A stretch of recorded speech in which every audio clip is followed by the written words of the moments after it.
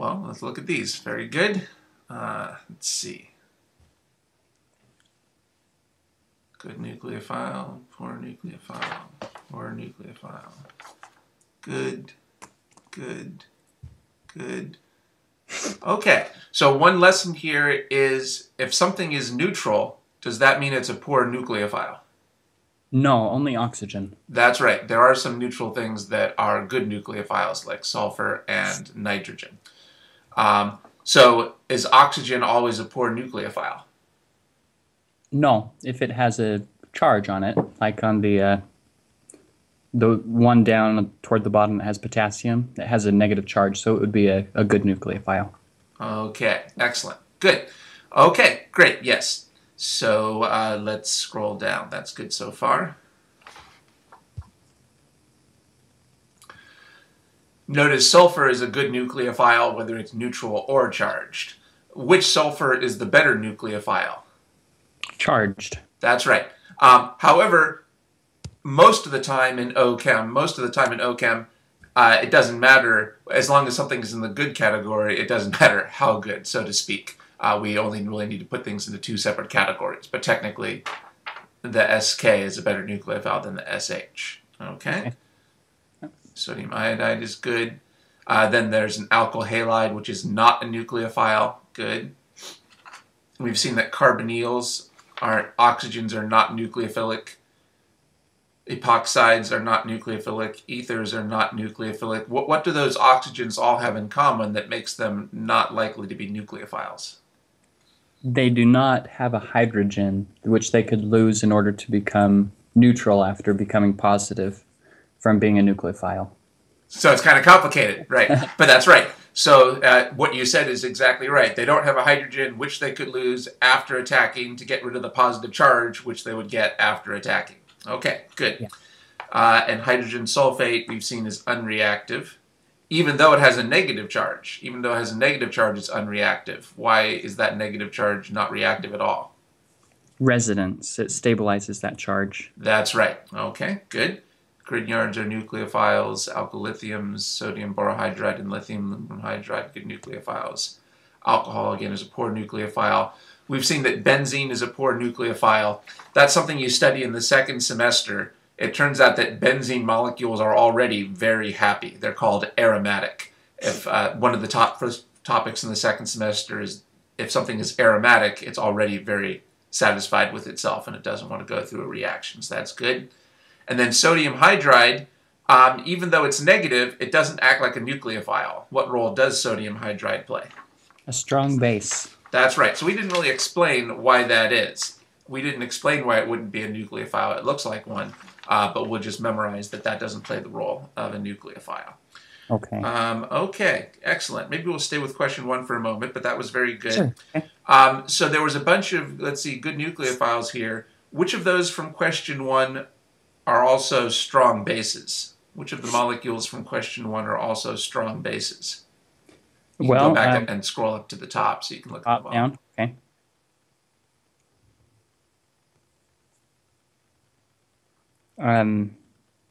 Let's see. I think the first strong base would be the oxygen with potassium. O minus we memorized as a strong base. So remember, what roles could O minus play?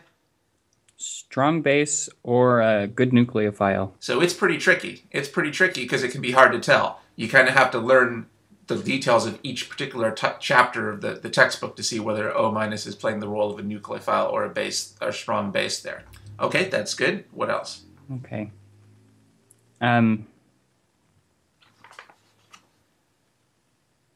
Right there, the sodium. Oh no, never mind. Would not be a strong base.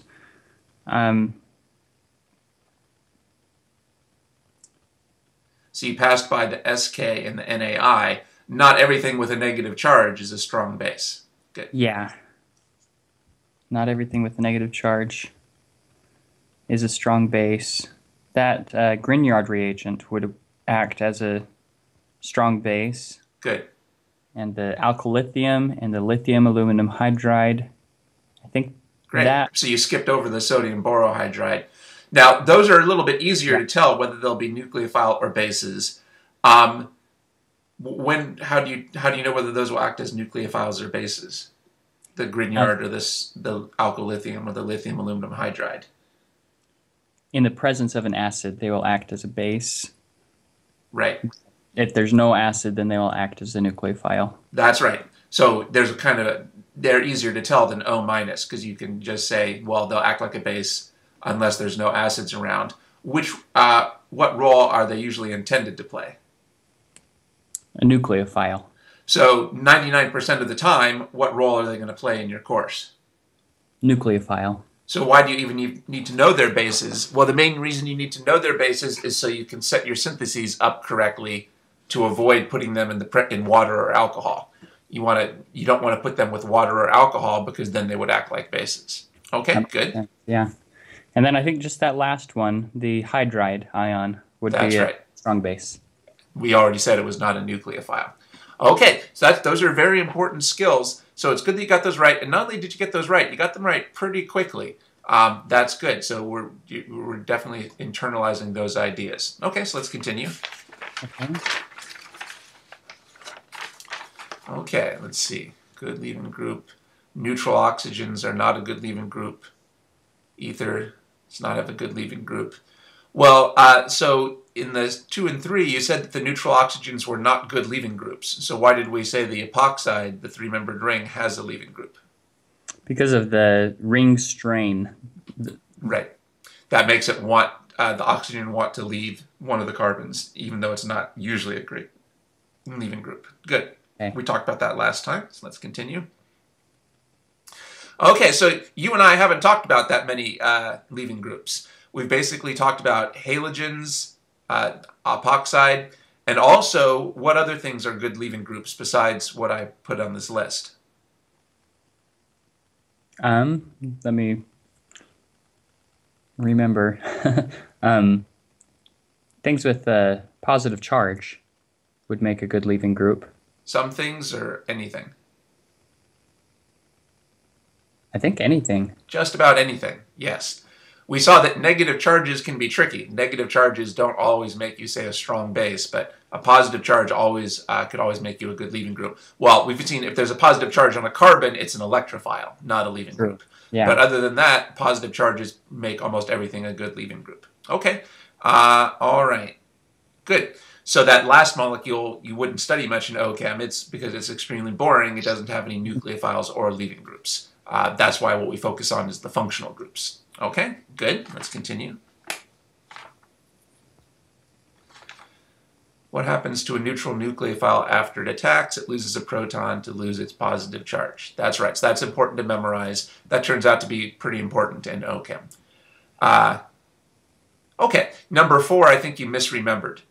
I don't know if you remember this from the first semester, but do you remember from the first semester, one of the main things that you studied was cyclohexane and chair cyclohexane? Do you remember that topic?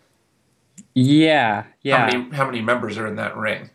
I should have put 5 and 6. That's right. Okay. Yeah, that was just a silly mistake. Sorry. Okay. So you might remember studying the chair cyclohexane, and one reason that's studied so much is because that's one of the least strained rings. Okay, so that turns out to be important. So 4-membered rings are fairly strained, although not as much strain as 3-membered rings. Okay, good. All right, so that's one to watch out for. Let's look at number 5. Let's see. Not quite sure. Yeah, I think that's got the whole problem on there. Okay. So let's see. So what was wrong with this reaction the way I wrote it? What would have happened with the reagents the way I wrote it before you added reagents? Well,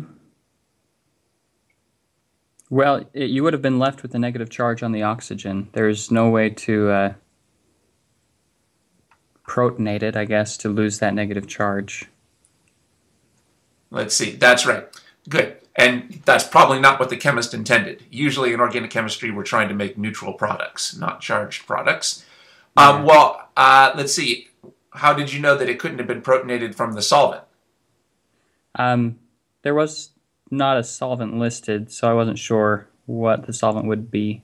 If it were water, it it could, but if it were something like an ether, then it would not be able to protonate that oxygen. Okay. So, so suppose that suppose the chemist had used water with the Grignard, then that would have solved the problem. No, that would have created a different problem. The magnesium or the Grignard reagent would have reacted as a base with the water before it acted as a nucleophile with the ketone, the carbonyl there. Good. So the oxygen wouldn't get protonated in that case either, because the oxygen would never have gotten the negative charge in the first place, because the whole reaction wouldn't have happened. Okay, good. So we have to add the water in a second step, like you did, not in the same step as step one. That's why you numbered the steps. So probably the reaction would work okay if you just said step 2 was water. But we've seen that since the whole purpose is to protonate, we might as well go for overkill and use H3O plus in step 2. So the way you wrote it was good. That was good. Okay, so that was good for step 2. Let's see. And then the next one, was there any particular reason why you changed to using H plus instead of H3O plus? No. Okay, so the H plus would probably work. That doesn't show what the solvent is, but that would probably work. Now, H3O plus doesn't mean exactly the same thing as H plus. What's the subtle difference between H3O plus and H plus? The H3O plus seems to be more specific. H plus could be just any strong acid, I think. And whereas H3O plus, you know that you're mixing water with most likely hydrosulfuric acid. Okay, right. Like you said, the key difference is that with H plus, you haven't specified the solvent. With H plus, you haven't specified that there's a water solvent. Okay. All right, so we said oftentimes when you're using a strong acid, you just write H plus instead of H3O plus. For these particular reactions, the textbooks almost always write H3O plus. So, I think you probably, well, let's see. That second step is what's called aqueous workup. That second step is usually called an aqueous workup step. I suppose it would work in another solvent besides water, but generally it is done with water. So I don't think what you wrote down there was wrong, but it's probably not the best way to learn this. It's probably best to learn this as using H3O plus in the second step. So I don't know, maybe you can make a note to yourself. The conventional way to write this is step 2 H3O plus rather than H plus, although I don't think it's really wrong to write it the way you did. I don't think you would get it wrong. Okay, all right, so Okay. maybe that was a long-winded way to say that what you wrote down was correct, but it's probably best to write it with the H3O plus so it looks more like the textbooks. Okay, so in any case, you saw the basic idea here. I think there was a similar idea in the third example. Let's see. 4, 5, 6. All right, I guess we can scroll to the left a bit to see the rest of that problem for number 3. Okay, that's good. You can scroll back to the left.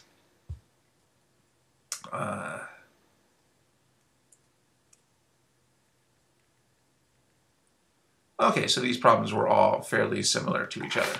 Good. Okay, so let's continue. All right.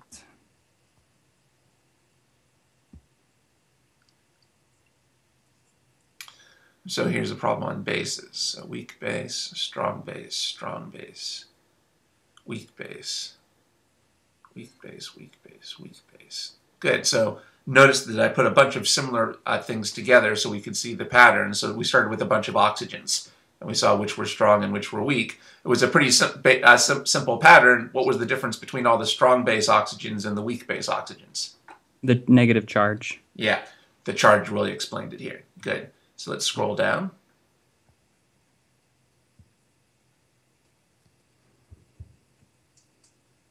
Scroll up one. Yeah, all right, so those two are weak bases. Good.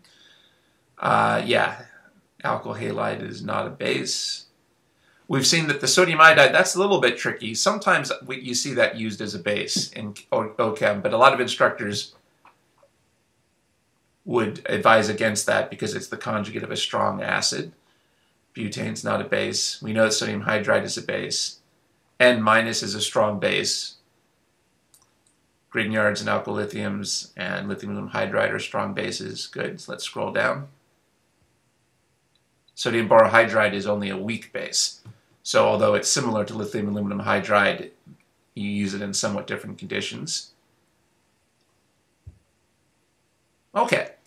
And you said that the last one was a strong base, the sulfur with a minus charge. You probably said that because it has a negative charge. But it turns out not everything with a negative charge is a strong base. Not everything, you kind of just have to memorize the strong bases. So that SK is still in the weak base category. Okay.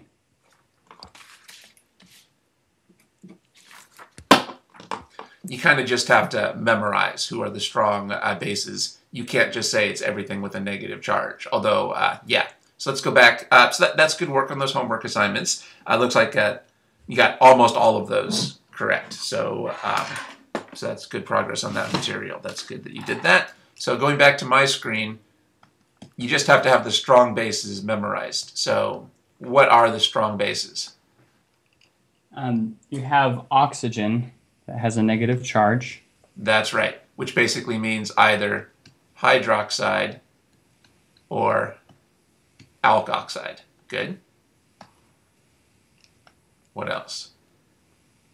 Grignard reagents. That's right. And the alkyl lithiums. That's right.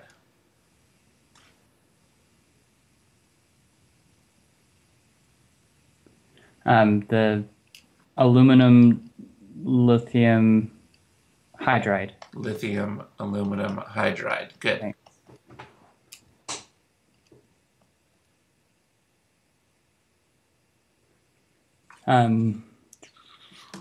The hydride ion, NaH.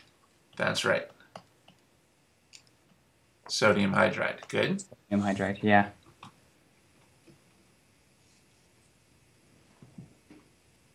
That's all that's coming to my mind right now. I may be forgetting one, but... This one we haven't talked about very much. It's okay. But these are also a strong base. And that's pretty much it. Maybe you'll learn one or two other ones, but this is pretty much it. If something's not in this list, it's probably not a strong base. Okay. So, how do you... now, things that are strong bases can often play what other role? Nucleophile. Nucleophile. So how do you tell which one it will be? Well, what role would this play? Strong base. It's not a nucleophile at all. Yeah.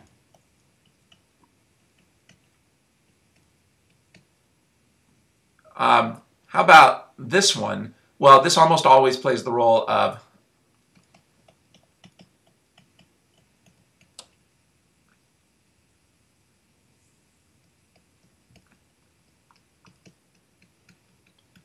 a base, not a nucleophile, at least in the reactions that I've seen in the introductory course. So this will almost always be a base in the reactions you're going to see. How do you tell whether these would be a nucleophile or a base? They will act as a base before they act as a nucleophile. So a base, if possible. Yeah.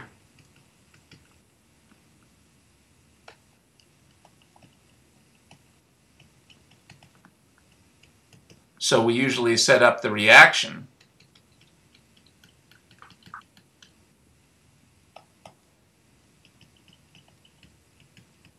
so they will act as nucleophiles. So this is kind of counterintuitive.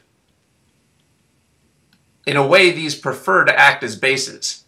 Does that mean they're usually going to act like a base in your course? Well, no, because we specifically try to avoid that. So even though they kind of prefer being bases, actually 99% of the time in your course, they're going to be nucleophiles because we carefully set the reactions up so that they can't act like a base.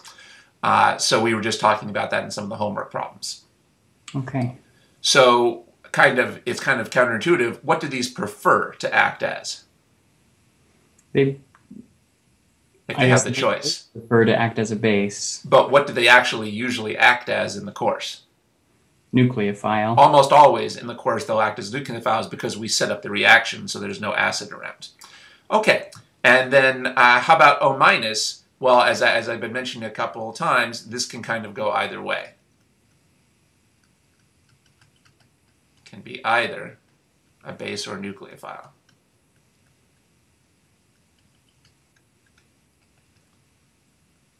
depending on the specifics.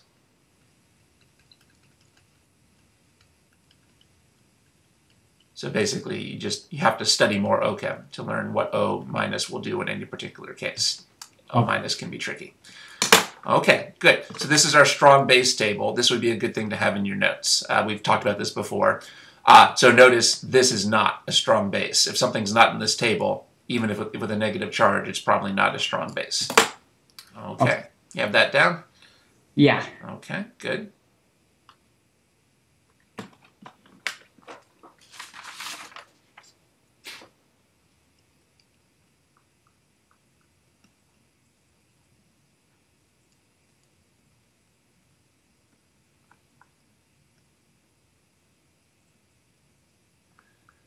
So let's do some more of the types of problems we were doing last time. So let's try to predict what would happen in this reaction. Let's try this on your screen. Let's try to write some reasonable electron pushing arrows for this reaction. Okay.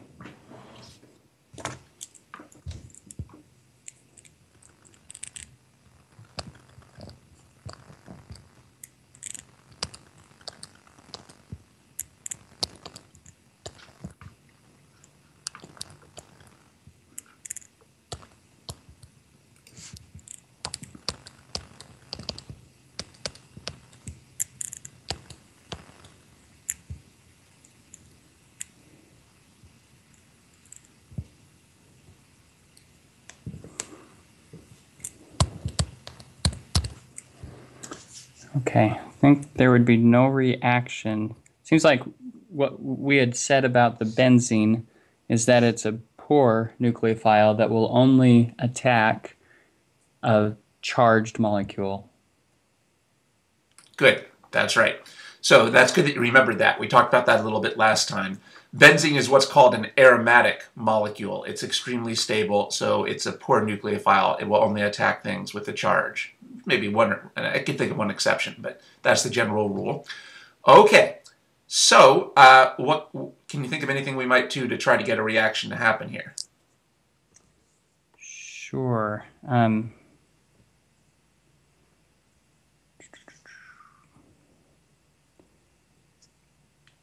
We could, let's see.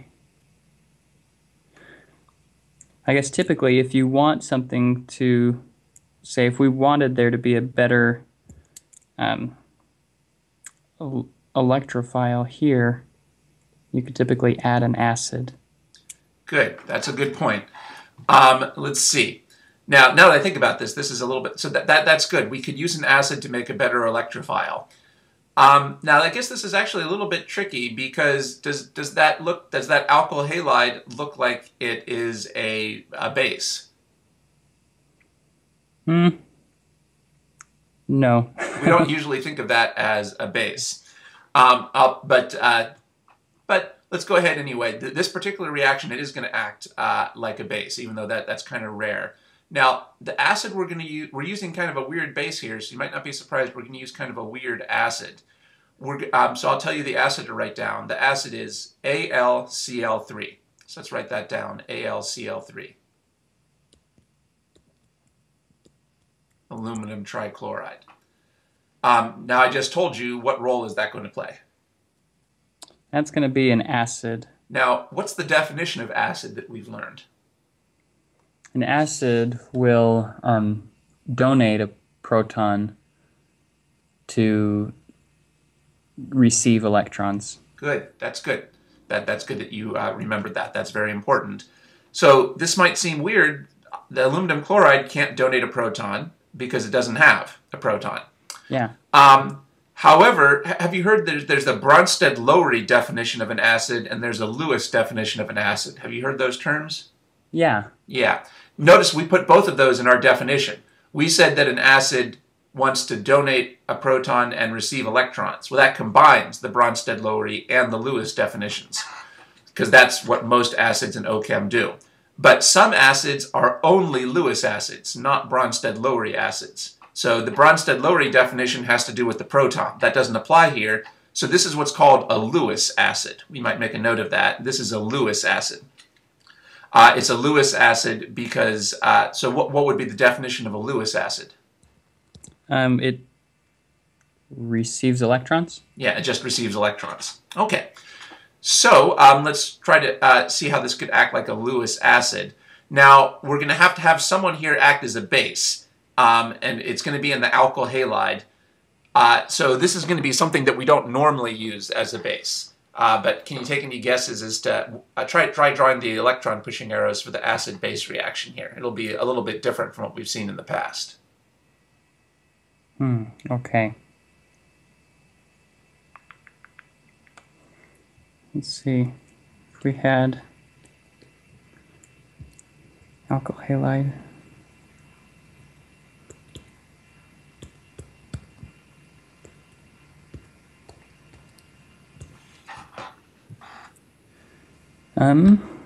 Let's see.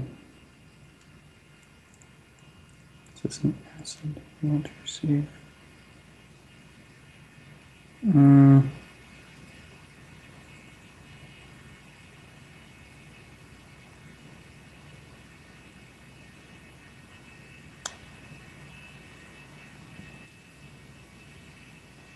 Huh.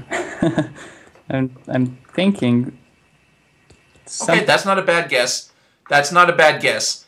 It looks like you're using the sigma bond as the base there. It turns out, so what is it? So it turns out that we should use the lone pair on the chlorine. Okay. Yeah. Now this is unusual because usually we don't use neutral halogens as bases. So this is a little unusual. So this is a kind of unusual reaction where we are going to use that neutral halogen as a base. So again, organic chemistry is a mixture of understanding and also memorization. So we might not have predicted this precise reaction ahead of time, but it turns out this is what happens. Okay, so now let's try drawing the product from that step. Okay. Oh, no, I'm sorry. Excuse me. Those arrows were not correct. I guess this is kind of tricky to come up with. So it turns out that the acid is the aluminum, not the chlorine. The acidic atom is that the aluminum, not the chlorine.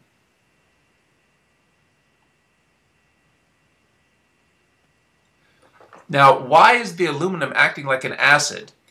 Well, is the aluminum a metal or a non-metal?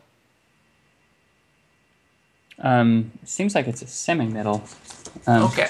It's kind of maybe on the borderline, but you can just kind of tell me from your ordinary experience, is aluminum a metal? Okay. It is just a metal. Yeah, it is. You know that aluminum or aluminum foil is a metal. It's close to some semi-metals, but it's still considered a metal. In any case, the important thing is, we've mentioned this once or twice, but it's been a while. Neutral metals and neutral semi-metals have incomplete octets. Neutral metals and neutral semi-metals have incomplete octets. That's what makes them Lewis acids. Neutral metals and neutral semi-metals are Lewis acids because they have incomplete octets. Okay. So let's try drawing some arrows then for this reaction.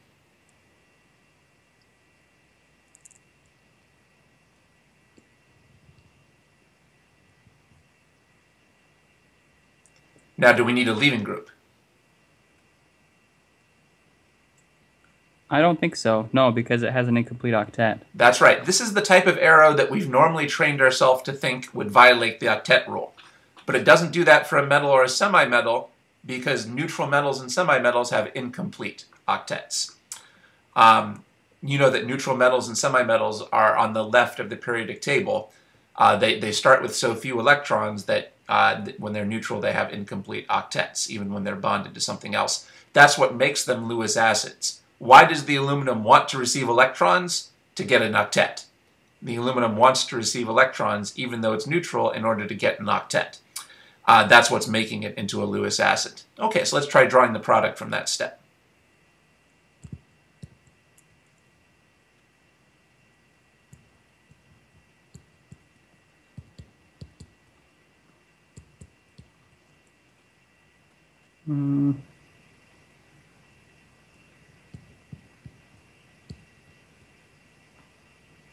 Okay. Okay, good. We haven't seen this reaction before, so it's good that you took your time and figured out what the product would look like. It probably looks weird because we haven't seen that before, but that's the correct product based on the arrows. Okay, so does it look like we're done, or do we need another step? It looks like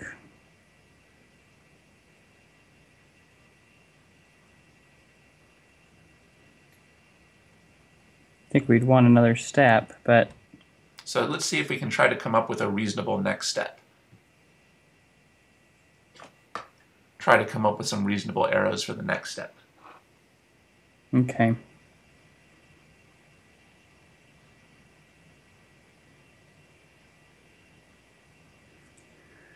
Um,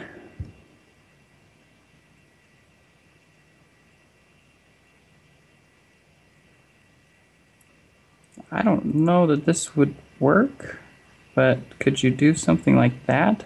Okay, that does seem reasonable. However, don't forget we still have the benzene. Okay, okay, sorry, yeah.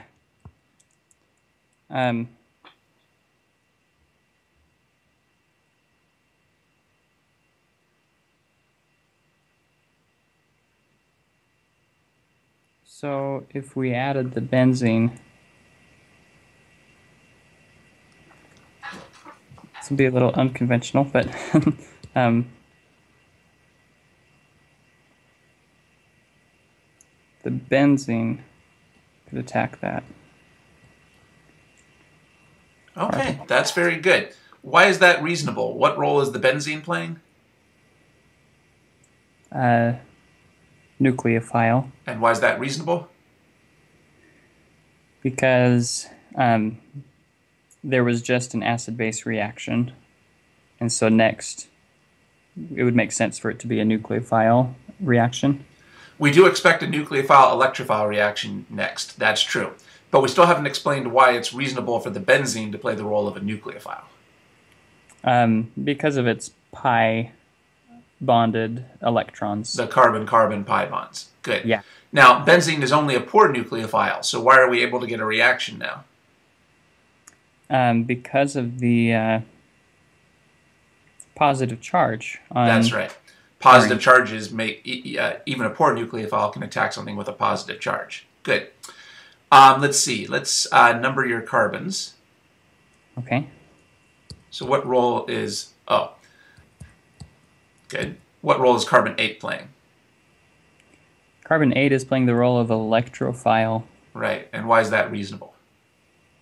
It's attached to a cation, positively charged molecule. That's right. So a lot of students would think here that the electrophile should be the positive chlorine, but that's good that you didn't fall into that mistake. We know that positive charges usually make the attached atom electrophilic. So that was good. And then what role is the chlorine playing? Leaving group. And why is that reasonable? It has a positive charge. Even a neutral chlorine would be a good leaving group, so this must be a super good leaving group. Okay, yeah. Good. Now, it might disturb you that we're not using the negative charge. We usually like to use all the charges, but I think we've talked in the past how when there's two charges in the same molecule, oftentimes you're only going to use one of them. So we're not too surprised that we're only using one of the charges since they're both in the same molecule. Okay, good. So what was the whole point of putting in the Lewis acid in the first step? To make the benzene reactive as a nucleophile. It was supposed to make the alkyl halogen a better electrophile. That's right. So the second way you put it was the better way of putting it. It's not, so the acid is not making the benzene into a better nucleophile, but it's making the alkyl halide into a better electrophile. So that allows the benzene then to act, even though it's still a poor nucleophile. Okay, good. So let's draw the products from that step. That's good that you came up with those correctly. That might not seem super hard, but the reason you were able to come up with that correctly is because you were using the rules we talked about. So that's good. And let's draw the product. Okay.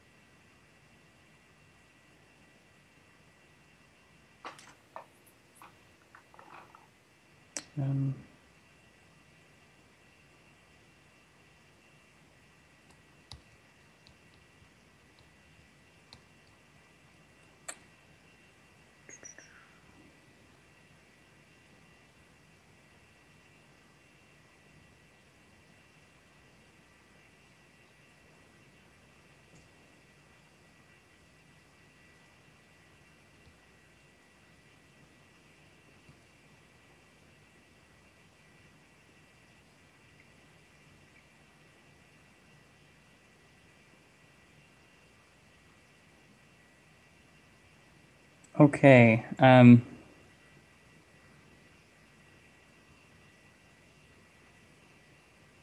It seems like there are two possible reactions that could happen. Okay, so Another let's look at those products first. So which atom has the positive charge now? six, carbon six. Okay, good.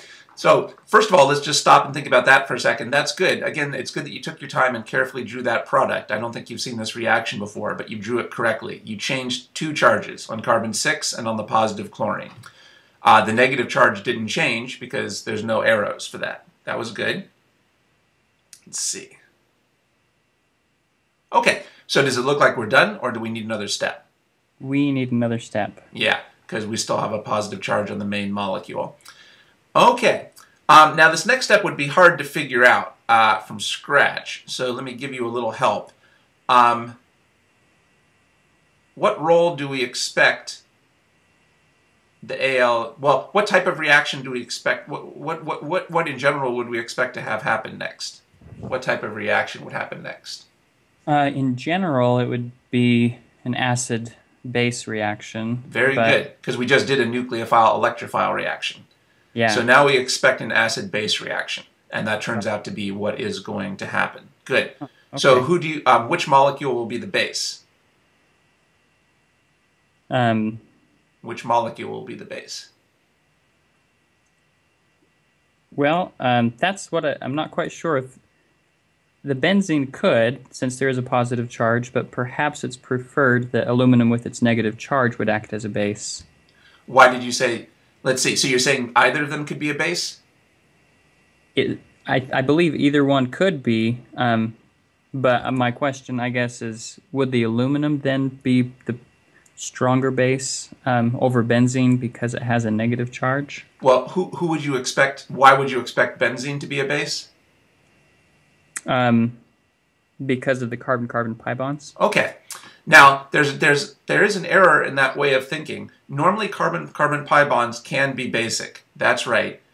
But what about the, what's the most important factor in organic chemistry? The charges. And I don't think we're quite using that enough here yet. What charge does that benzene ring have now?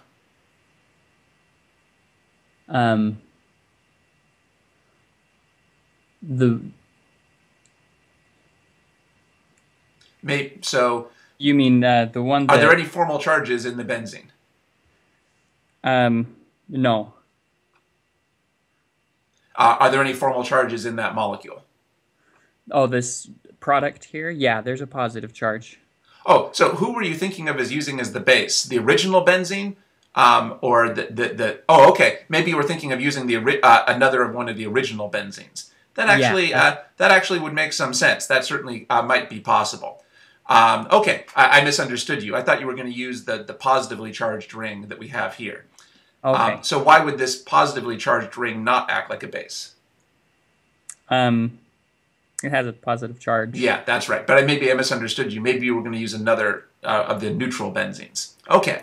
Well, if you had to predict, who would you predict would be a better base then? The aluminum tetrachloride or the benzene? I'm thinking the aluminum tetrachloride. And why is that? Because of its negative charge. Right. And remember, we also saw benzene is pretty unreactive. We saw that benzene is fairly unreactive because it's already pretty stable. All right, so let's use the aluminum tetrachloride. So, this is a little tricky. Try drawing the tail of the electron-pushing arrow, then, for the aluminum tetrachloride. Where should the tail of the electron-pushing arrow go for the aluminum tetrachloride?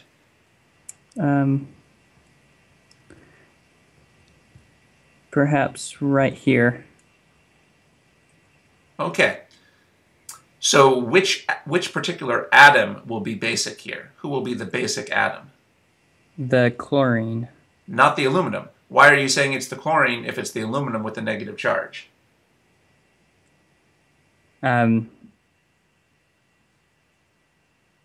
Because the aluminum has a full octet. Let me think of the best way to put it. The aluminum would not lose its negative charge. if it acted as the base. Okay. Yeah. Okay. So that is correct. That's correct. Let's try to simplify that a little so we don't think about that so carefully, though. Let's go back to my screen. Do you have this handout with you? Yeah, I do. Okay. So I just wanted to remind you of a simpler way to think about this. Atoms with negative formal charges are usually the nucleophile or the base, but there's an exception when the negative charge is on a metal or a semi-metal. When there's a negative charge on a metal or a semi-metal, who's the nucleophilic atom? The attached. Right. And I didn't say so, but that would also make the attached atom into the basic atom as well, and it donates the electrons from the bond. We've seen that. Oh, you've seen examples of that already with lithium aluminum hydride, say. Okay. So you were going a little bit deeper into this than we needed to, and you were explaining why this is. You were explaining why it's better for the attached atom to be the nucleophile or the base, because that's the only way to get rid of the charge on the central atom. But we could just memorize this as a rule or an exception to the rule. When the negative charge is on a metal or a semi-metal, it's the attached atom that's the nucleophile, and I should probably have also said, or occasionally, the base. Okay, so let's go back to your screen. Anyway, you were drawing that correctly. Good. Now, what do bases do? They donate electrons. I believe that's the Lewis definition. I think that's what we're going to use here. What's the rest of the definition? The Bronsted-Lowry would be they steal a proton. Okay, and now at this point, it's actually going to fulfill both parts. It's going to do both of those. Now, it might be a little hard to figure out which proton was going to be taken here. So I'll just tell you, this is going to take the proton on carbon 1. Okay. So let's finish this off by having it take the proton on carbon 1. That might have been hard to figure out, so I'll just tell you that part. So let's show the arrows. So let's try to complete this. Try to draw all the electron-pushing arrows that are necessary. Let's draw all the electron-pushing necessaries that are necessary to take that. Okay. Okay. Okay, so is that enough, or do we need another arrow for that step? We need another arrow. Good. Now, try to draw the most reasonable second arrow. You said we needed another arrow to break the bond between carbon 1 and the hydrogen. Try to draw the most reasonable arrow to show where will those electrons go to. Now, this arrow is a little different from what you were drawing before. Why is this arrow better than putting the electrons on carbon 1? It creates an aromatic ring, benzene, and rids it of the positive charge. Yeah, even if you had never heard of aromaticity, this would still be a better arrow to get rid of the charge. Even without the idea of aromaticity, this is a better arrow to get rid of the charge. And then in the second semester, you'll learn about aromaticity, and you'll see that's another reason why we want to do this, to get back to the aromatic ring. Okay, so now we can see that carbon 1 was a good candidate. By the way, that's why we're taking the hydrogen from carbon 1, because in order to be an aromatic ring, each carbon can only have one substituent. So we have to get rid of one of the substituents from carbon 1. Okay, so let's try drawing the product from that step.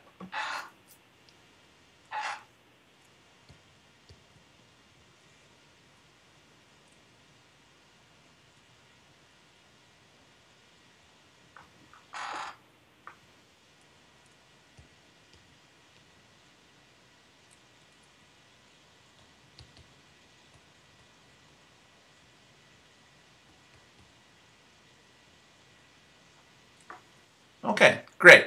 This is actually kind of unusual. We don't usually form hydrochloric acid. You might think that the aluminum tetrachloride is not such a strong base because hydrochloric acid wants to lose a proton, not form a proton, but this is still the way it's usually written in the textbooks. So it's a little unusual to have a reaction that's forming hydrochloric acid, but this is the way the reactions are drawn. Okay, so there were parts of this that I had to tell you what would happen. You might not have been able to figure it out, but there was other parts that made sense based on our patterns. Maybe let's zoom out so we can see the whole reaction now at one fell swoop. Anyway, I think I mentioned to you that in the second semester, the two main functional groups are carbonyls and benzene. So we've already looked quite a bit at how to apply our rules to carbonyl, so I wanted to look a little bit at how to apply the rules we've talked about to benzene. You can see there were some new ideas here. With benzene, we usually use Lewis acids rather than Bronsted-Lowry acids, or sometimes we do. So there were some new ideas here, but this also in some ways fit into the patterns we've seen before. One way this fits into the pattern is, notice how many steps were in this reaction. 3. Notice we started with an acid-base reaction to give us a better electrophile. Then we did the nucleophile-electrophile step, and then we did another acid-base reaction. So in that respect, it fit into the patterns we've seen before pretty nicely. Okay, good. Okay, good. So I'll go back to my screen.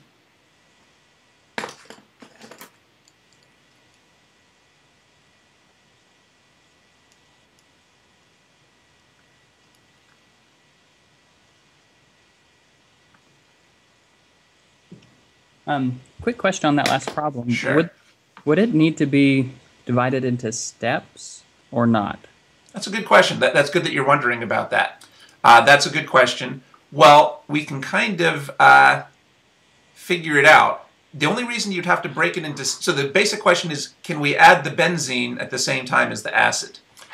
Yeah. Well, the only reason we'd have to put them separately is if we were worried that the benzene would be attacked by the acid. And we don't really have to worry about that because, remember, the benzene is not particularly reactive. Benzene is not particularly reactive because it's aromatic. So it's safe to put that into the same step. Okay. So that was a good question. But yeah, these would not be numbered steps. All of the reagents would be added simultaneously here. All the reagents are added simultaneously, and that's safe. We don't need to worry about the benzene attacking the acid because benzene is fairly unreactive because of its aromatic structure. Okay. Remember, we've seen that benzene is probably not going to attack anything unless it's got a positive charge. Okay? Okay, that was a good question, though. That's a good thing to always wonder about. When you study that reaction in more depth in the second semester, you learn that it's all one step, but you can kind of predict that now. Okay, so let's try this. Let's try to predict the electron pushing arrows for this step. Okay. Let's see.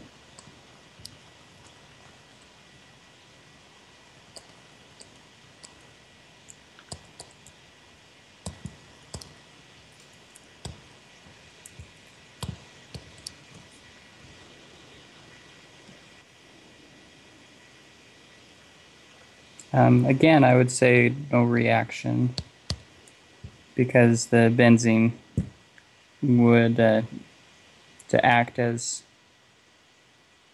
to be reactive, would need to attack something positively charged. Okay, good. That's the right answer. So what could we do here to adjust the starting conditions so that we could get a reaction? What could we add to this that will help us to get a reaction? I mean,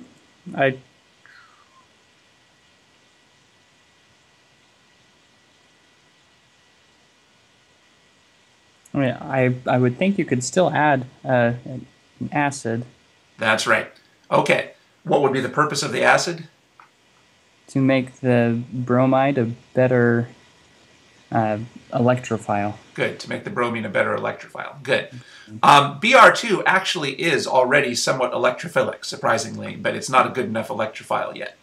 All right. So I'll just tell you, usually you just have to learn what acid to add for each type of reaction. So I'll just tell you the acid that's usually used here is FeBr3. So let's write down FeBr3. So this will be, in many ways, pretty similar to the earlier case. So keeping in mind that there'll be a lot of similarities here with the previous example, let's try to draw some reasonable electron pushing arrows now. Okay.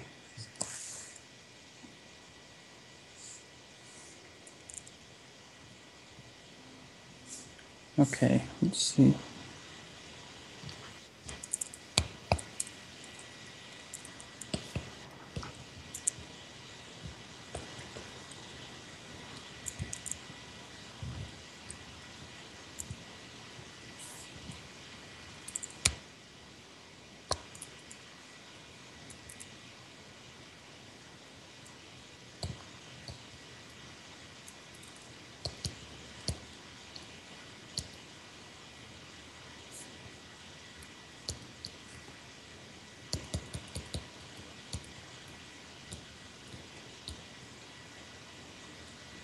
Okay, good.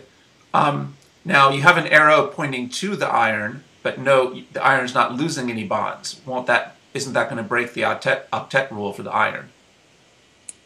Because it's a metal, it will receive those electrons and not have to lose any bonds because it, as a neutral metal, has an incomplete octet. Good, that's well put. We were just talking about how neutral metals and semimetals have incomplete octets. That's what actually makes this, again, a Lewis acid. This is a Lewis acid because it has an incomplete octet. So Lewis acids are generally metals and semimetals. Okay, good. Okay, so let's continue. Let's try to come up with some reasonable arrows for the next step. Okay. Let's see.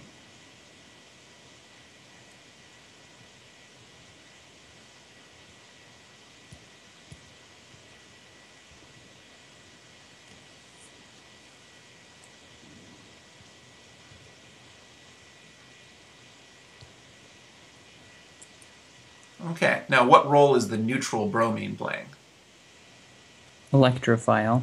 But wait, wouldn't it be more reasonable to use the positive bromine as the electrophile?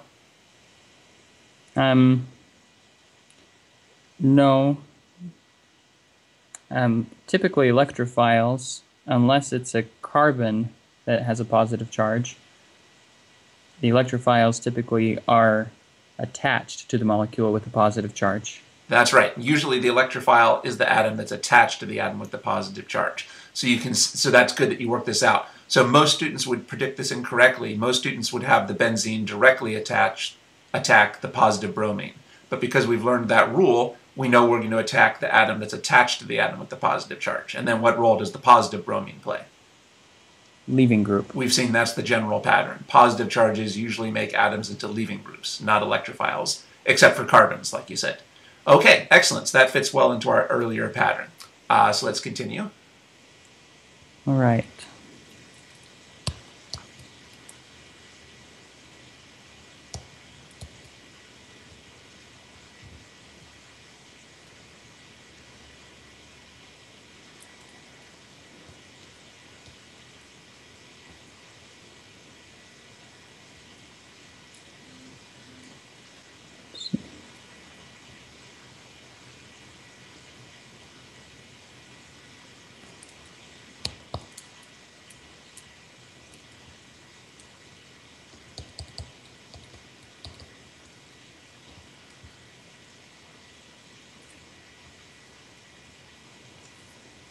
Okay, that's good so far.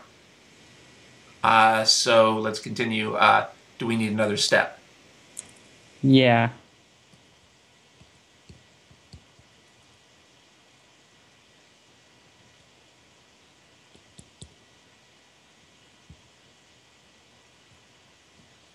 All right, that's very good. It's good that you remembered that we're losing the proton where the bromine is. We're not losing the proton where the positive charge is. It would be easy to think that we're losing the proton where the positive charge is, but I said we were going to follow the same pattern as the last reaction. So here's the pattern. The one thing that definitely makes sense here is that the electrons are ultimately moving towards the positive charge. And again, notice who's going to be the basic atom, the iron or the bromine. Bromine. Because when the negative charge is on a metal or a semi-metal, it's usually the attached atom. That's the basic or nucleophilic atom. So we're following that pattern here too. Okay, so let's continue. Okay.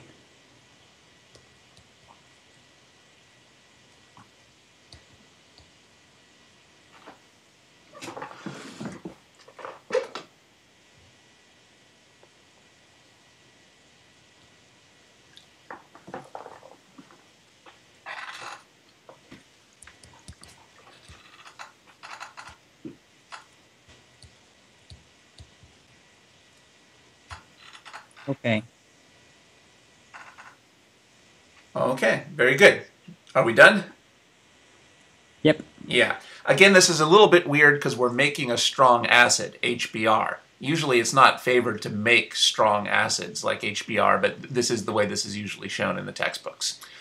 By the way, so what role did the FeBr3 play in the reaction, as a whole? Acid. It's the Lewis acid. Did you notice also it's a catalytic acid because it was regenerated at the end? The FeBr3 is playing the role of an acid catalyst because it's regenerated by the end of the reaction. Okay, good.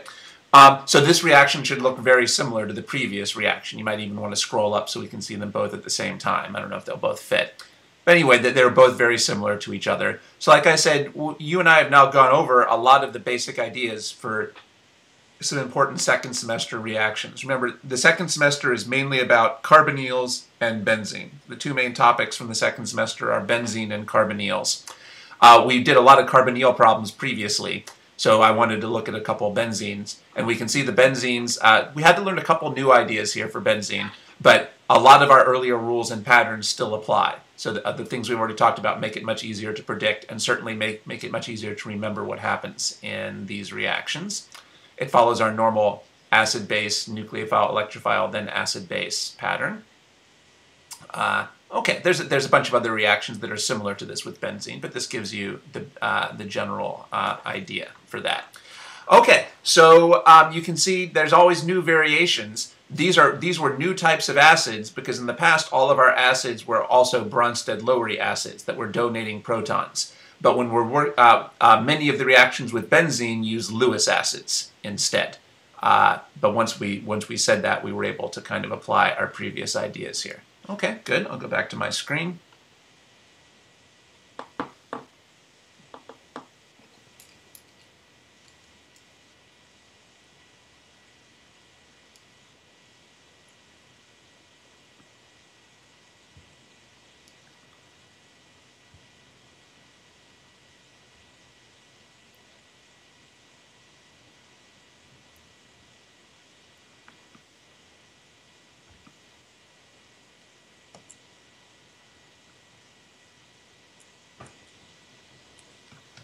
So let's try to predict what would happen in this reaction.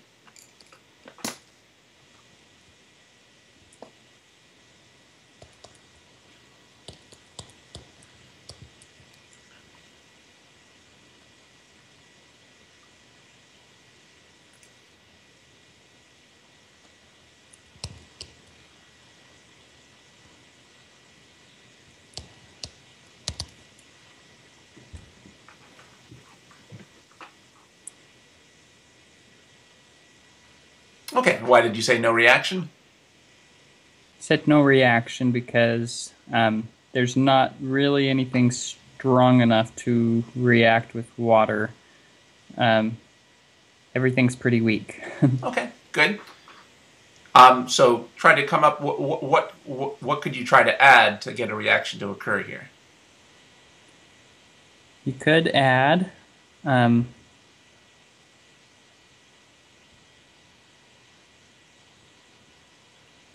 looks like you could add an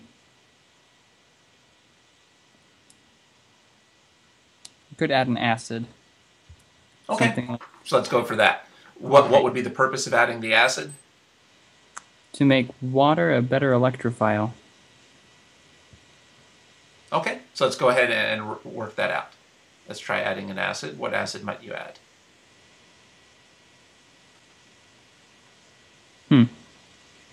Okay, I'm just thinking that through. Maybe. Yeah, take your time.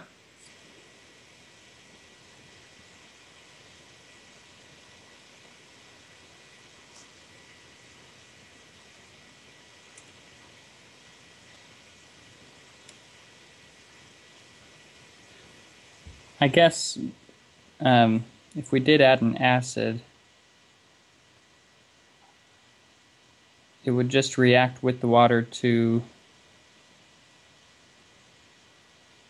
I guess, be a strong acid that could cause an acid-base reaction with the other molecule there.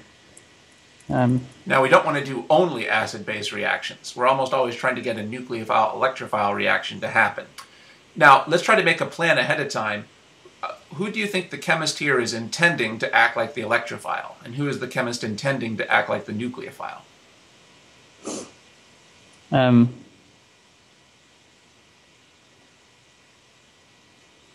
Yeah, I guess where I'm not sure, I mean, the molecule on the left, I think, is the intended nucleophile, or perhaps base, and that's what I'm not sure how to tell what would be best to. Okay, now, ultimately, what are we interested in OChem? Ultimately, what the chemists are interested in is getting nucleophile electrophile reactions to happen. Okay. The only reason we really do the acid-base reactions is to prepare for the nucleophile electrophile reactions. So we would that molecule on the left is probably maybe it'll play the role of a base at some point, but that's probably not going to be the primary role. Because that's the large molecule with carbons, the chemist at some point is definitely going to want it to act like either a nucleophile or an electrophile. So which one might the chemist be trying to get it to act like? Nucleophile. Okay. Yeah, I guess it's kind of hard to predict this. Why would you say that's a reasonable nucleophile? The lone pair of electrons on the oxygens. Right. Is it a nucleophile right now? Yeah, but it's a poor nucleophile because it's neutral oxygen. Okay. Really, I would say it's really not a nucleophile at all. Or it would rarely act like a nucleophile. There's another idea we talked about recently that we haven't applied here yet. What generally happens to a neutral nucleophile after it attacks? Loses a proton. To get rid of the positive charge. Good. Yeah. But this molecule on the left couldn't do that because the oxygens don't have protons. Okay, yeah. So what we would say based on what we did earlier is that these oxygens are probably not going to be nucleophilic. It sounds like maybe you weren't using that idea here. So this is a molecule we haven't, looks a little different from the ones before, but we wouldn't really expect this to act like a nucleophile because usually neutral nucleophiles need to have a proton so that they can get rid of the positive charge after they attack. And notice we can't fix, that's a problem that you can't fix by adding acid or base. We're not going to be able to make, this doesn't have a proton, we can't give it a proton. I guess we could give it a proton with an acid, but then it would be even less likely to be a nucleophile. Okay, so what role is the chemist, what role could we get that left-hand molecule to play by using acid or base? Can we make it nucleophilic or can we make it electrophilic?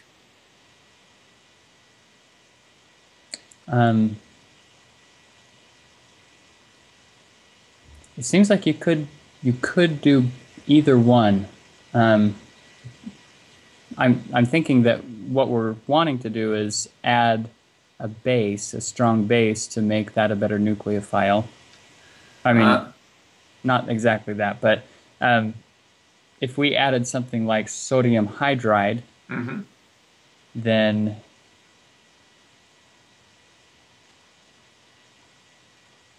well, which atom are you trying to make into a better nucleophile? The molecule on the left. Which atom in the molecule? Oxygen.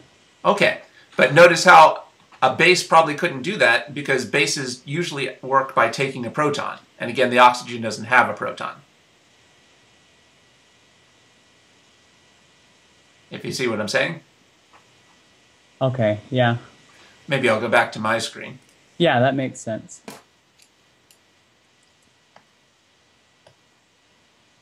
How could you make this into a better base? I'm sorry, I misspoke. How could you make this into a better nucleophile? By adding a base. By adding a base. Good. Okay. And what would the base do?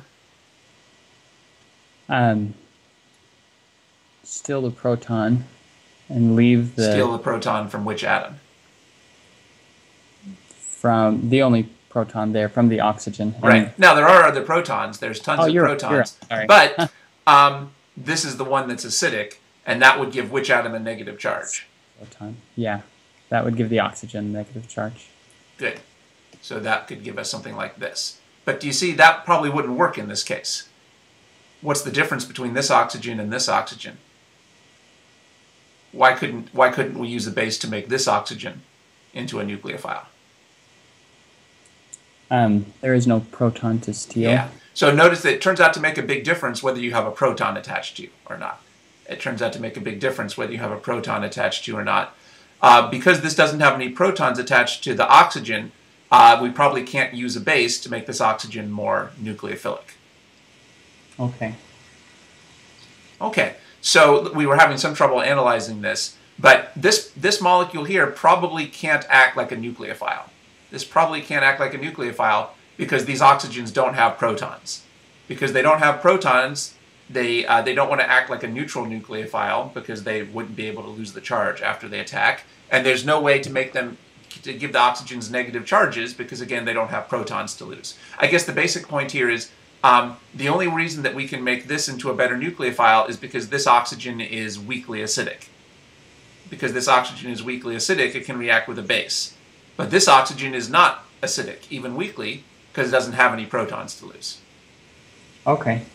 Okay, so probably what the chemist intended here was for this molecule to act like the electrophile.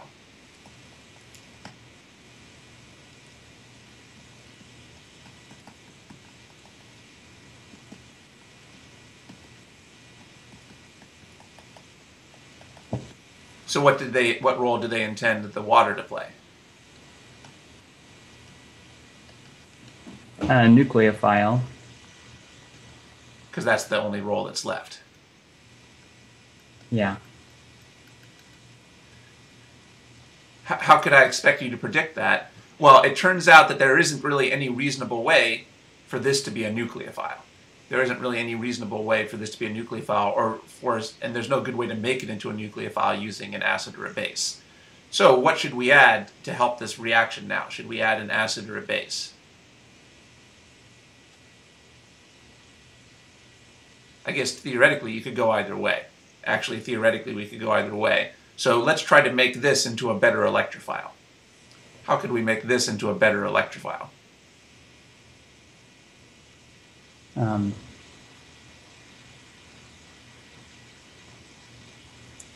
Let's see. If we were to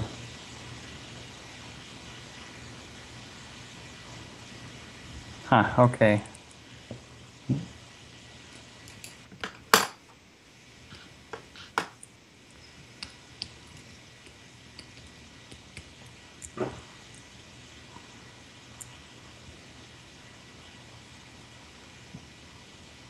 If you were to add a strong acid,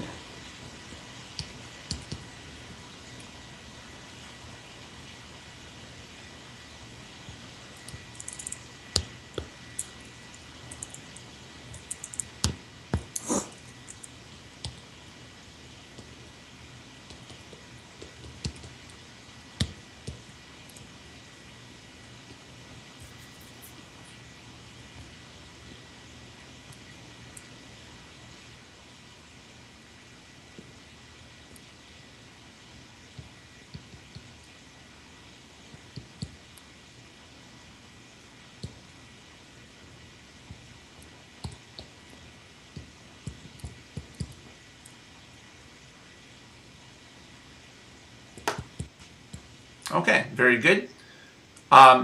Good.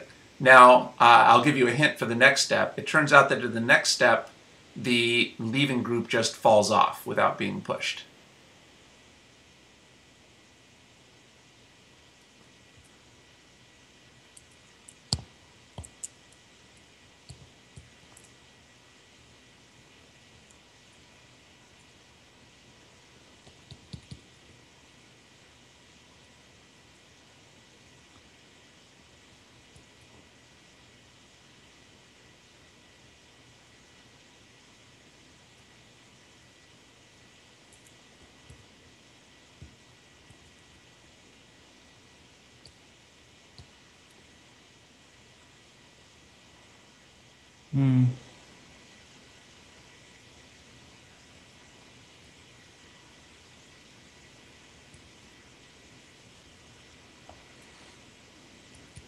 Okay, that's good.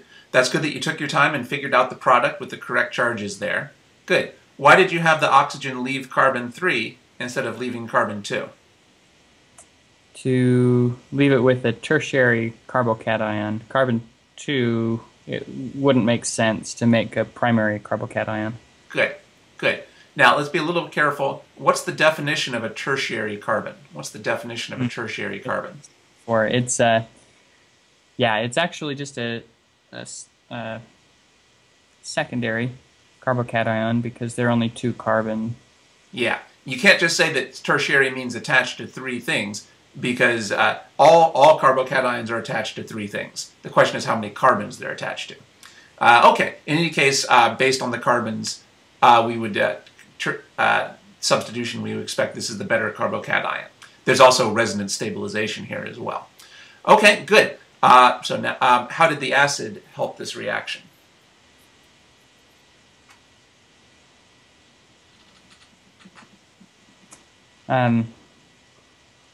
It makes for the molecule to become a better electrophile.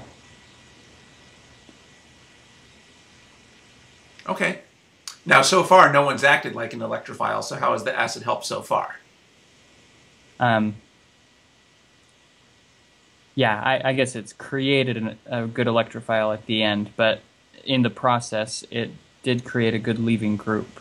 Did the molecule start with an acceptable leaving group? No. No. So that was the main thing that was needed here. The main thing that was needed was a better leaving group. Okay.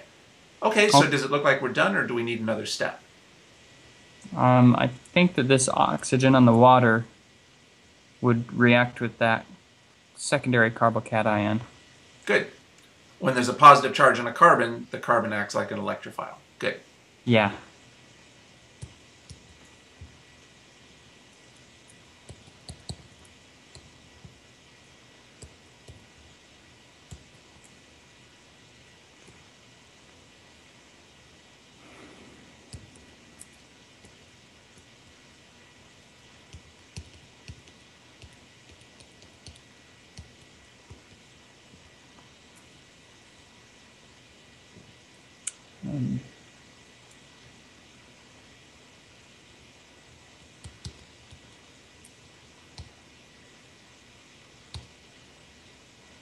Let's first finish the previous step. Sure. I don't think we showed ourselves changing 2 charges from the previous step. Or am I confused? Oh no, you did that correctly. I got confused. All right, so you're doing fine. So let's continue. Oh.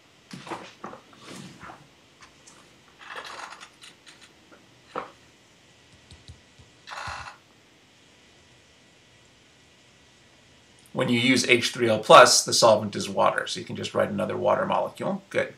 Okay.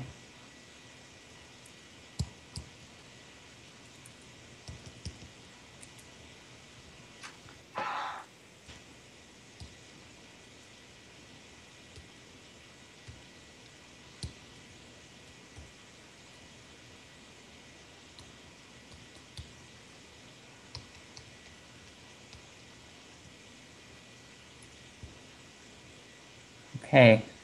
Okay, good. Does it look like we're done, or that we need another step? Looks like we're done. Okay, good. Let's scroll out.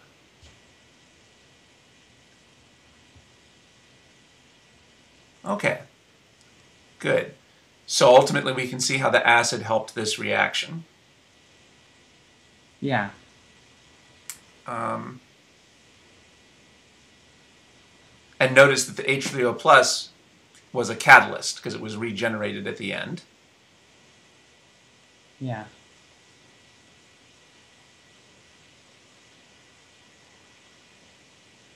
Okay, good. Now, this is a reaction from the second semester. It turns out this reaction actually is not done. There's another round. In the second semester, there's often 2 rounds of nucleophile electrophile reactions. This reaction actually continues. But this is as far as we can go based on the patterns we've talked about so far. So based on what we've talked about so far, this would be a good place to stop with that reaction. Okay, so this one gave us a little trouble to predict at the beginning. Maybe I'll go back to my screen. The key thing is I think you were a little bit unsure. I'll go back to my screen here. I think you were a little bit unsure about what role this molecule was intended to play, whether it would be a nucleophile or an electrophile. But ultimately we can see this is probably not going to be the nucleophile. What's the key thing that's missing for this to be a nucleophile? Proton. Yeah, neutral molecules can't be nucleophiles usually. unless there's a proton on the nucleophilic atom. Neutral atoms usually can't be nucleophiles unless they have a proton, and they can't even be made nucleophilic unless they have a proton. So here's a neutral atom. This could be made more nucleophilic with a base, but only because it has a proton to lose. So a neutral atom with no proton usually is not going to act like a nucleophile, and it usually can't even be made into a nucleophile. All right? So by adding a strong base to that reaction, would that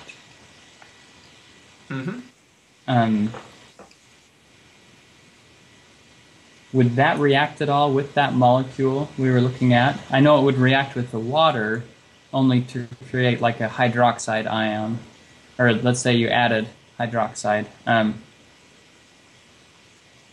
It seems like that would not react with that initial molecule. Why not? There is not any kind of acid or good electrophile for it to react with that I can tell. So the sodium hydroxide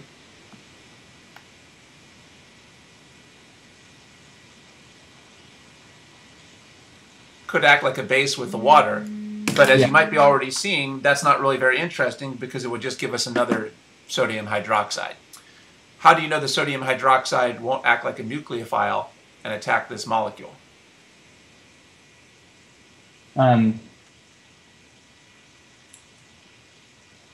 There's no good leaving group. Yeah, that's the real problem here. This doesn't really solve our problem because it doesn't give us a better leaving group over here.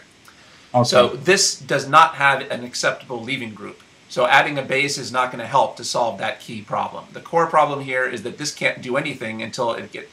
We know this can't be a nucleophile for the reasons we talked about before. If we want this to act like an electrophile, so we can't make this an electrophile just by putting in a better nucleophile, because that doesn't solve the leaving group problem. Even no matter how good of a nucleophile we add, this still does not have doesn't have a good leaving group. So it's good that you were thinking about that. It's good that you were thinking about that. But in this case, really acidic conditions are the only way to go. The basic conditions with a stronger nucleophile wouldn't work because this doesn't really have an acceptable leaving group, and the base wouldn't solve that problem. Okay, yeah. Okay, so that's good that you were thinking about that. It's always good to look at things from both angles. So that was a good point. So by the way you fixed this is you added H3O+. I just wanted to remind you, you could just as well have said you were just adding H2SO4 in water. Okay. These are really turn out to be equivalent to each other, so this could be written either way. The way you wrote it is pretty common. The way you wrote it is probably the most common. It basically means something pretty similar to this. Okay, good.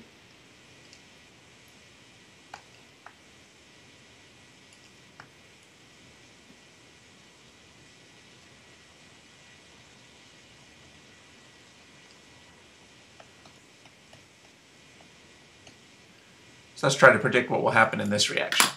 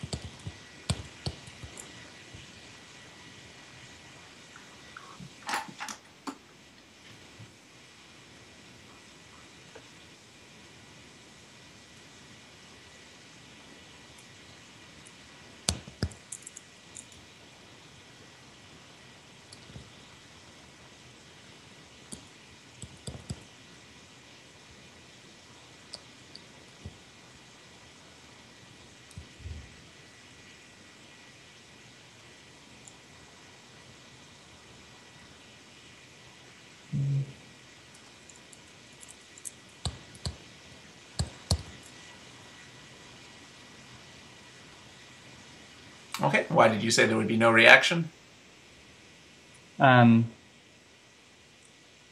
Because the nitrogen, even though it has a lone pair there, would only be a poor base, and it doesn't act as a good electrophile there. There's no positive charge for the oxygen on water to act as a nucleophile. It being a poor nucleophile would need something with a positive charge, a really good electrophile, I guess you could say, Okay. or leaving group. So, Okay, good. So that's a good analysis. So let's try to add something, another reagent, to get the reaction to happen. So this is kind of a little bit of a weird question I've been asking you, but what I kind of want us to do is to guess what the chemist wanted to have happen here. What roles did the chemist want these molecules to play? And then we try to figure out what would be something else we can add to help that happen. So what does it seem like the chemist might be trying to get to have happen here? What could be another reagent we could add to get that reaction to happen here? looks like if we added an acid, a strong acid, that would be a better electrophile. Okay, yeah, they're probably trying to make, it would make who a better electrophile? Which molecule? The nitrogen Right. molecule. That's probably what the chemist intended. That molecule on the left really can't be nucleophile. Why can't the molecule on the left be a nucleophile? Why can't the nitrogen be nucleophilic? Because the nucleophilic atom does not have a proton on it to lose. That's right. So a neutral atom can't be a nucleophile without a proton, and it can't even be made a nucleophile usually without a proton. Okay, so let's try to accomplish that. Let's try to change the reagents here to get the reaction to happen. Okay.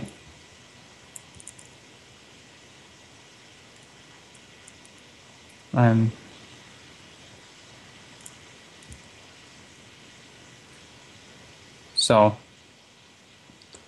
if I could just do that, Okay. which would basically be H2SO4 in water. Good.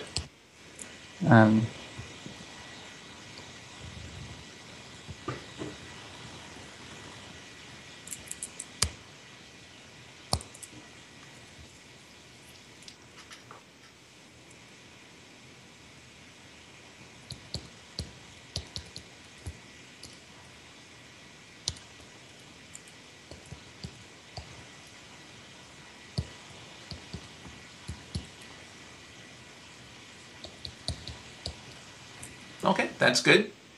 So let's try to continue.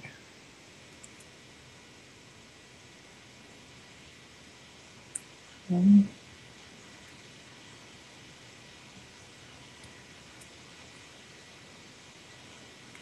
thinking we're going to see a similar thing like a carbonyl.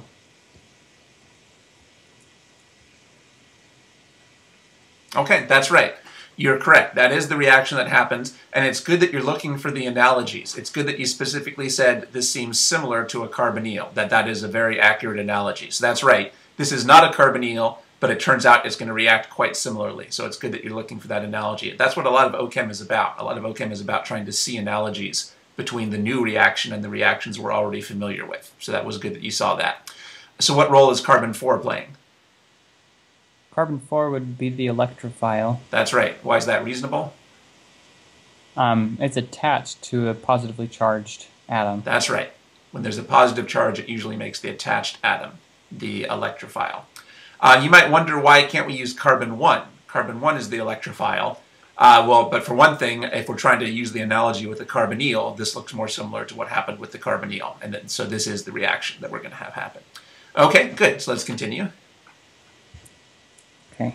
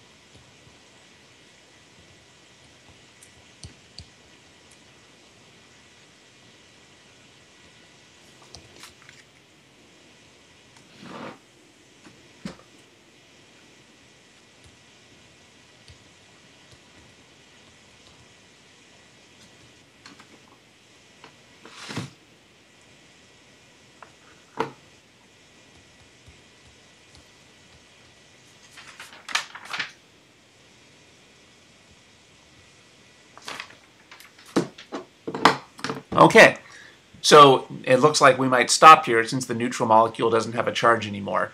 Now again, it turns out this is a second semester reaction. It turns out that this reaction does continue past this point for a second round of another nucleophile electrophile reaction, but we'll just stop with it right here. So far this matches the patterns we've seen. Okay, so that was a good execution. So let's zoom out so we can see the whole reaction. So what role did how did the acid help this reaction? The acid made the starting molecule with nitrogen better electrophile. Okay, good. Okay, good. So notice that we started with a kind of a weird looking molecule. You probably haven't really worked much with this type of nitrogen molecule with a double bond. But because we've learned these general rules, we were still able to apply our principles and come up with a way to get the reaction to happen by adding an acid. So the point is, these rules are really quite flexible, and they oftentimes work even for new molecules that we haven't seen before. Okay, that's good. I'll write something else down on my screen.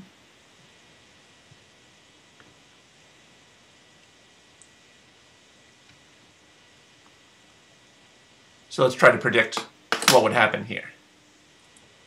Okay.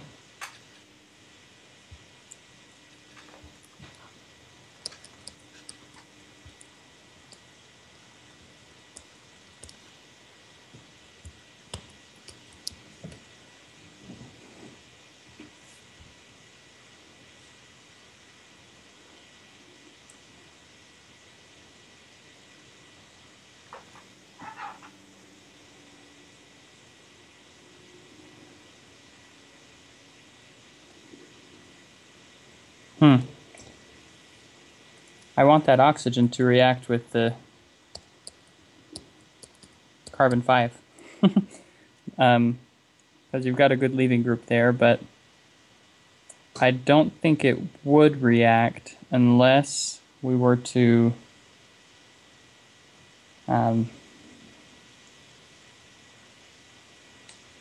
make that a better electrophile.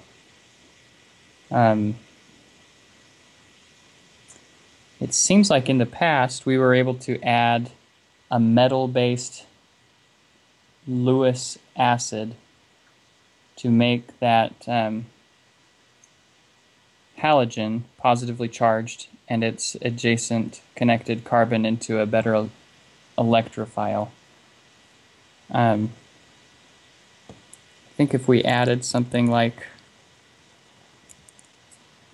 Al, maybe not AlCl, but what was the other one we did? FeBr3.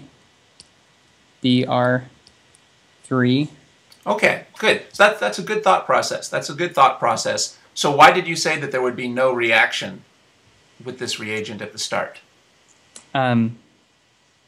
Oxygen, when it's neutral, is a poor nucleophile and tends to attack only when there is a positive charge. Good. Now it's good that you're noticing that so you're considering an intramolecular reaction here. You could have one part of the molecule attacking another part. That was kind of obvious because I only wrote down one reagent here. All right. Now, how would this FeBr3 work? Well, what do you think would happen with the FeBr3? Who do you think would act like a base with the FeBr3? Didn't think about that.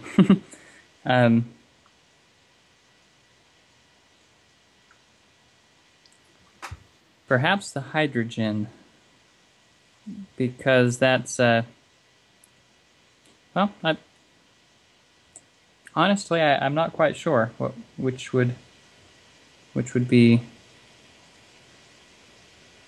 better base. I mean, you have not the hydrogen. I didn't say that quite right. Well, I think the bromine would act as the base. It would. So you were considering that the bromine might act like a base, okay? Yeah, that's what I was planning. Are there any other atoms here that might act like a base? The alcohol. Good. The oxygen. The oxygen. Right, that's right. In fact, who do we expect to be the better base?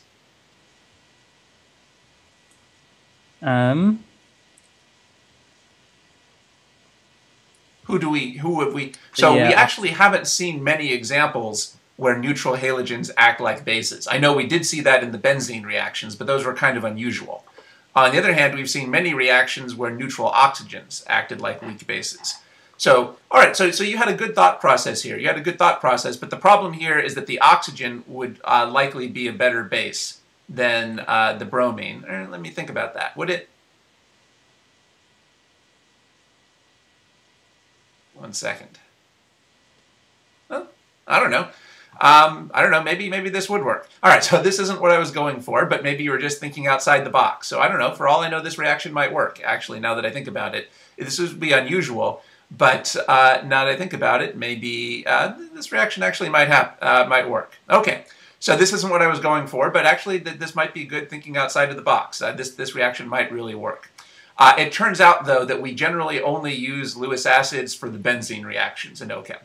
The Lewis acids are pretty much used only for those benzene reactions. So this isn't the reaction I was going for, because this is not something you would study. But like I say, maybe this was good thinking. For all I know, this might actually work. So this might really work in real life in the lab. It would be interesting to try it out.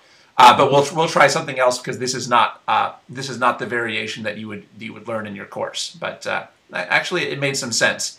One thing you should be worried about here, though, is that you might get like a mixture of products, because there might be competition.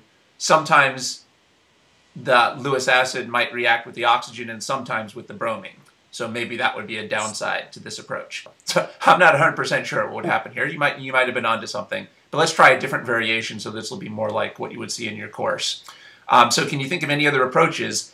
Anything? What could you do here besides adding acid?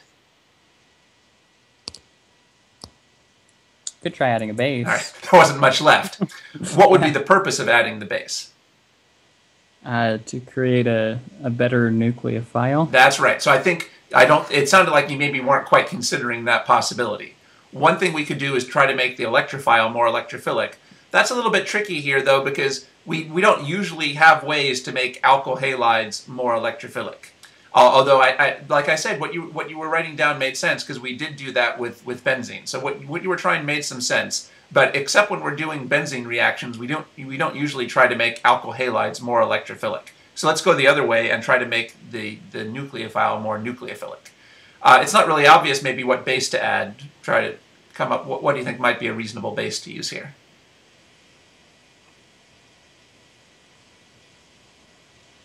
I'm thinking either the hydride or the sodium hydride, or the well, actually maybe something like, yeah, sodium hydride might work. Either that or the sodium hydroxide.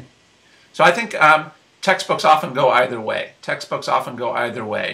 The sodium hydride seems best, though, because that way we don't need to worry. If we used hydroxide, we might be worried that the hydroxide would just attack carbon-5 directly.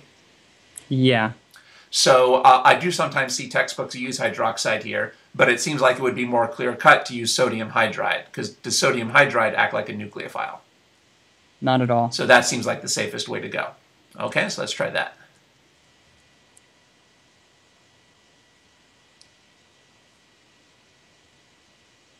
Okay.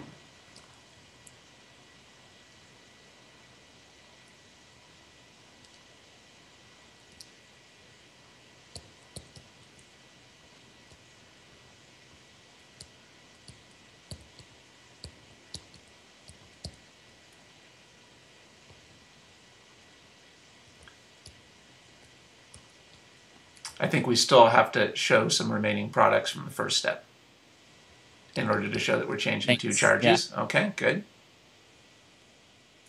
Then we go minus.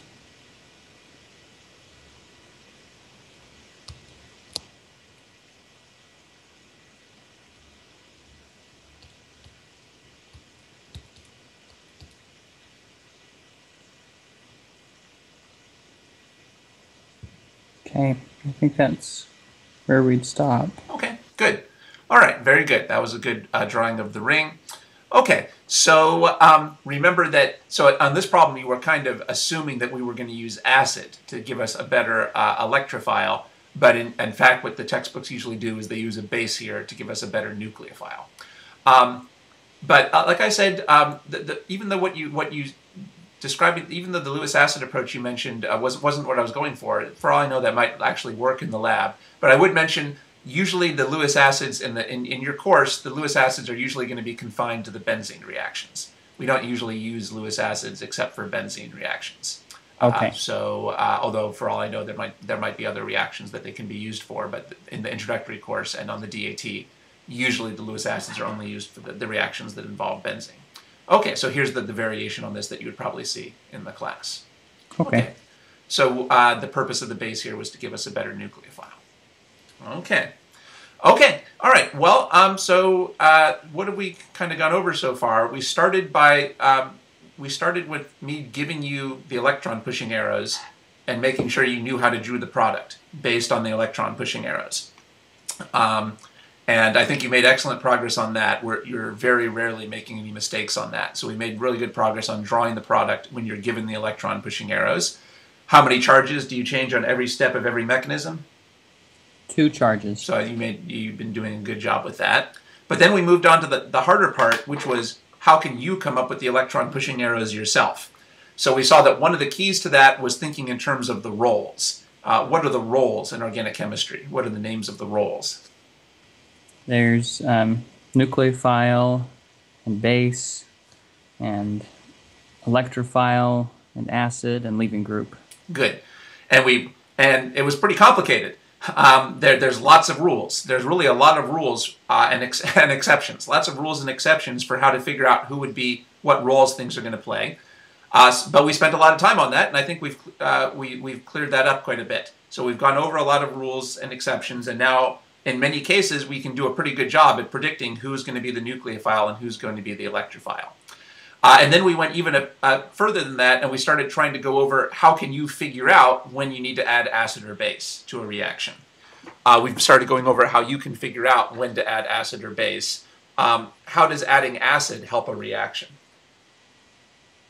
Acid make molecules into better electrophiles and leaving groups. Yeah, sometimes. And it gives them better leaving groups. Good. And how does adding a base help the reaction? By adding a base, you would make a better nucleophile out of a molecule. Okay, good.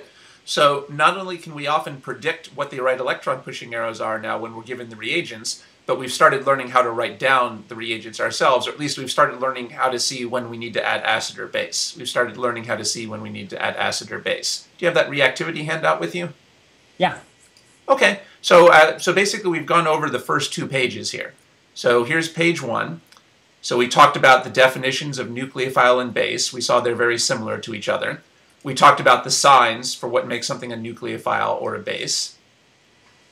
We talked about the definitions of electrophile and acid. We saw how those are quite similar. So we talked about how the signs of electrophiles and acids are similar. We talked about this definition of a leaving group and what makes something a leaving group. We saw that the most important thing is to look for formal charges. Negative charges usually make you nucleophilic or basic, and positive formal charges usually, now this is tricky, the atom with the positive charge is the leaving group, and the attached atom is usually the electrophile. So we've made some good progress on that, and then we went over some of the pesky exceptions. When there's a negative charge on a metal or a semi-metal, it's the attached atom that's the nucleophile, or sometimes the base we saw today. And if a positive charge is on a carbon, then the carbon is the electrophile.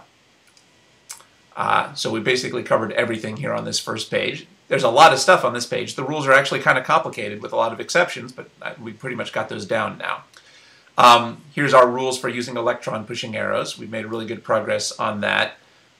The key is don't overthink it. Don't overthink it. Just ask which bond should you break, which bond should you form, and which 2 charges should you change. So that really shouldn't take a lot of thought once you get used to that.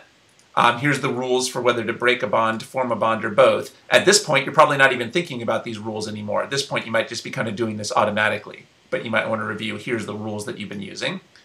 And then we've been focusing a lot on acids and bases here in this table. Remember, here's our examples to remind us that Acids are electron acceptors because they tend to be positive, and bases are electron donors because they tend to be negative. So notice here's both the Bronsted-Lowry definition and the Lewis definition in the same table. In OChem, most acids are both Bronsted-Lowry and Lewis acids, and most bases are both Bronsted-Lowry and Lewis bases. But today we saw that when you're working with benzene, we often use Lewis acids that are not Bronsted-Lowry acids. Acids make things positive. So we haven't reviewed this today, but remember you can check your mechanism. Everything in the mechanism should be neutral or positive when you have an acid under acidic conditions, and in basic conditions everything should be neutral or negative. And we were seeing acids make things better electrophiles and leaving groups. Bases make things better nucleophiles. If there's no formal charges, it helps to assign delta charges. We talked about how you don't assign delta charges when there's no formal charge, and here's the rules. Again, maybe you might be kind of doing this automatically at this point. So we basically covered pretty much everything from these first 2 pages. Page 3, I don't think we really talked about. We haven't talked about this stuff on page 3, but we've basically covered everything on the first 2 pages, which is a lot of material. So the reason I gave you this handout is to help you review this. You might have a lot of notes right now, and it could be easy for the important stuff to get lost in your notes. So hopefully the handout won't get lost, and you can just periodically keep reviewing this handout to keep refreshing your memory for these ideas. Right now, all these ideas I think we're very clear about, but without constant review, it's easy to start forgetting this stuff. So you have the handout and you can keep reviewing that material. So we've covered, there's a lot of stuff on these 2 pages, so we've actually covered a lot from that. All right, and so I think that's a success on that material, and now we can move on. So the next thing I wanted to work on with you was resonance. These videos are offered on a pay-what-you-like basis. You can pay for the use of the videos at my website. There's a link to my website in the annotation. The address is www.freelance-teacher.com/videos.htm, or you can just use the link in the annotation. Thank you.